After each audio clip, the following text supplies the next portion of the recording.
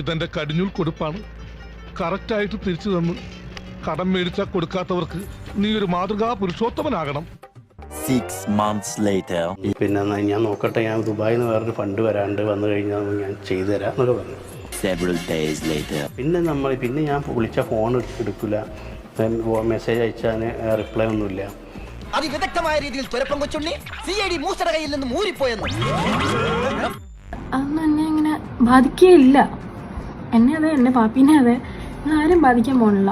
നല്ല ബെസ്റ്റ് മോളാ. ഇതിന്റെ ഒരു വിത്ത് കിട്ടോ? ഞങ്ങളുടെ ഈ സൈസ് ഇല്ല.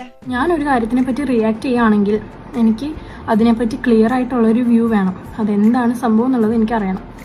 100% ഞാൻ യോജിക്കുന്നു. ഞാൻ വാപ്പിയുടെ അടുത്ത് ചോദിച്ചു എന്താണ് സംഭവം. അപ്പോൾ വാപ്പി എൻ്റെ അടുത്ത് ഉള്ള റീസൺ പറഞ്ഞു. പക്ഷെ ആ കാര്യം എനിക്ക് പറയാൻ താല്പര്യമില്ല, കാരണം അത് വാപ്പിയായിട്ട് വന്ന് നിങ്ങളുടെ അടുത്ത് പറയും. ക്ഷമ വേണം, സമയമെടുക്കും.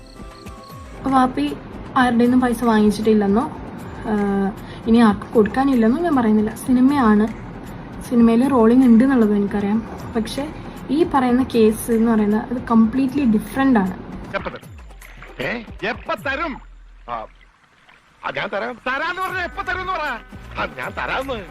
സിനിമയാണ്, റോളിംഗ് ഉണ്ട്, ഇല്ലാന്ന് ഞാൻ പറയുന്നില്ല.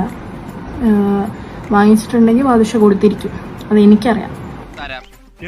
ഫെബ്രുവരി 30-ാം തീയതി. അതെ, അങ്ങനെ ഒരു ഡേറ്റ് ഉണ്ടെങ്കിൽ തന്നിരിക്കും.